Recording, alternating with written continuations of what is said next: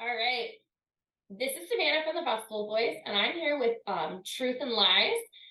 And they've been up to some great big things recently, but we're here not to talk about everything they've been up to. We're here to get to know them a little bit better.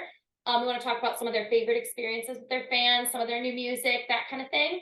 And so you just feel like you get to know them a little bit better. So first off, thank you so much for coming tonight. I know that we really appreciate it.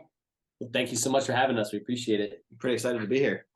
Yeah, so tell us, what have been some of your biggest and favorite experiences with fans so far? Well,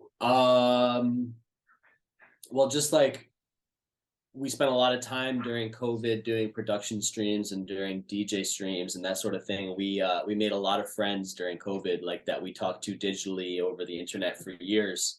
And then finally, like during our last year touring, we got to meet so many of the people that we had been talking to for years. So that was really nice, I like to say turning URL homies into IRL homies. I can totally get that. Yeah, no, that was nice because we got to play a bunch of festivals, and it was nice to just see all the people that we've been talking to actually come out and support. But other than that, I mean, we had some people that made us some candy this year, so I got some cool bracelets and stuff. I love that. And somebody asked me to sign, I think, like an empty beer can, which I thought was an interesting choice, but like, hey, if that's what you got, that's what you got. We got, right? I get that. I've had artists sign my fanny pack before. Just been like, here, it's all That's your rave gear though, so it makes sense. Yeah. Right. So you already answered my next question, which was about some fan art. So it sounds like you've gotten some really cool candy. Have you gotten any other cool fan art over the years? I don't think so. Not yet. Mm-hmm. I'm hoping at some point we get some pretty cool stuff. I mean, no, we haven't gotten fan art, but there was a while that we were giving out bootlegs, and if you downloaded a bootleg, I would draw some free art for you. Nice. And oh my goodness, the art was so bad. It was just bad. It was just so bad. But like that's kind of what it made it endearing, you never know what you're gonna get. And we get messages like weeks later after we sent off like stickers to people, and they would say, they'd be like, "This is the greatest art I've ever it was seen." like Queen Elizabeth in a backpack, wearing a horse head and things like that. So yeah, it's pretty random. Nice. Yeah. So let's talk about some live performances. Do you prefer playing for large crowds like big festivals, or do you prefer more intimate shows like you talked about recently, playing in Iowa? This is it's a challenging question because I think that there's like great upsides to both. I personally like playing smaller shows because I like to have like a group of people around me, like just close, and we can see how everyone's vibing with the music or just having a good time. And sometimes like when we play shows it's bigger, it's hard to see that. But also when you look up at a big show and you see like 1,000, 2,000 plus people or a big festival, you're like, I can't believe this many people came to see us. And that's like also really special in its same way. And that's a lot of fun. Yeah. What are some of your favorite festivals or events that you've played so far? So, well, EDC Vegas is absolutely absurd. Just like they build a whole rave city in the middle of, the desert. in the middle of the desert, essentially, which is insane. So that's a lot of fun. But probably the other one that I would say that I absolutely loved was Beyond Wonderland at the Gorge, just because that's some of the most beautiful landscape in the United States, I'm pretty sure. And that was absolutely incredible. The stage that we played, like you could look over the gorge, so that was pretty cool. Yeah, and it was just perfect weather. It rained like right when we got there, so it was a giant rainbow. It was really, and the music was great. The people were great and easy too, because that's our hometown festival. So yeah, we played Electric Zoo this year, and that was my first festival I ever went to. Like I went to the very first Electric Zoo like back in 2009 or 2010. And it was kind of like a full circle moment to getting to play that. And I thought that was pretty special.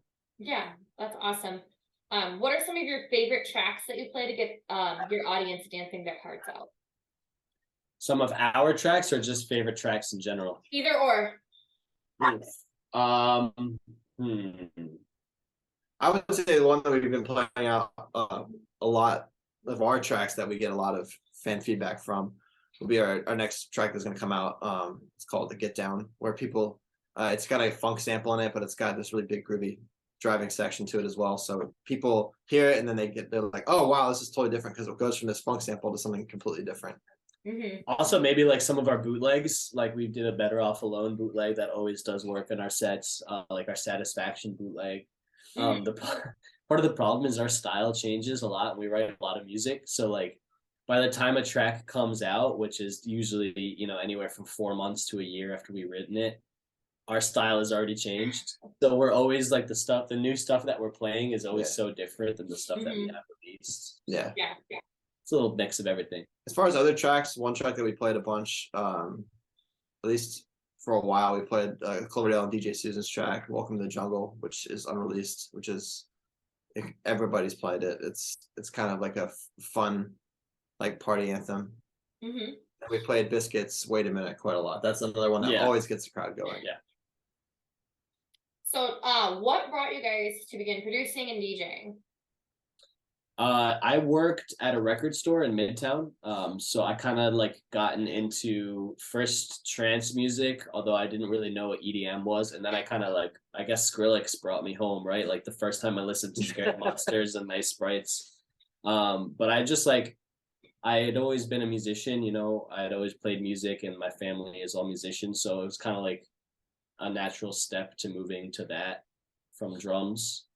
And then I worked at a record store and met Ryan and we started working on music together. And then I went to school for music. I went to school for classical music. And when I was in school, I started DJing at a bar with a friend who worked with him. And that's how we started working together. And then I started writing music while I was in school. That was electronic music because I was kind of bored of the classical music world. And then I kind of stuck with it. And here we are. I mean, I was like, what? Started Truth and Lies in 2015, 14 or 15, right then at that time. Not 20, had to have been 2015 and we started. Yeah. So you guys mentioned you're near the Gorge. Where are you guys from? I'm from New York originally, and we both live in Uptown Manhattan. So I'm from here, and Ryan's from Florida. I'm from the Tampa, Florida area. Okay. Awesome. So a couple more questions. You've got some new releases coming up that you teased a little bit. What's next for you? A tour, festivals, new releases? What's going on with you guys? Everything. Yes, everything. We got a ton of music. Yeah, all the above. We got a ton of music coming out. We just signed a couple. We can't say yet, but some of our favorite labels we just signed some music to, as well as stuff that we have coming out already. And then we have a tour that we're about to announce. It's not, something crazy, but it's like a nice little fall tour. I keep saying fall tour. It's a spring tour. Spring. Yeah. We're playing Ubi Dooby or Ubby Dubby. I don't know how to pronounce it. Ubby Dubby, but I'm not sure. It's Ubby Dubby or is it Ubi Dooby? I don't know. Everyone tells us the same. It's different. It's different. Yeah, probably. We're playing that. That's our next festival that we have coming up. So lots of stuff coming up. Lots of gigs. Lots of releases. We have a track called "To Get Down," like I mentioned before, that comes out next week, which will be the 17th. Yeah, 17th. Right? And that comes out Terminal Underground on Machoda's label, which we're excited about that. And then we're going to My Music Week after that. So nice. We'll be there for 4 or 5 days and playing shows and having all the tacos and Cuban food we can. So. Yeah, that will be a lot of fun. If you could give your fans any one piece of advice about your career, your life, anything, what would it be? Ooh. If you want to become a producer or work in the music industry, you just gotta be resilient. And there's so many opportunities that might come your way that you might not get, or you might just have to turn down, or whatever it is. Just enjoy working hard and just keep grinding. That's how we got where we were. We were never given really much. We had to kind of work for everything. But also don't neglect your mental health. Yeah. And don't neglect your rest either. But work as many hours as you can while also taking care of yourself. And it's always important to have fun. I mean, that's the most important thing about it. If you're not having fun, it's not worth it. That's why we all started this. I mean, I know very few people that go into the music industry like on purpose. You kind of just find your way into it. Like I just wanted to DJ and just have fun and get some free drinks and stuff. I didn't think I'd end up here. Yeah. Yeah. Exactly.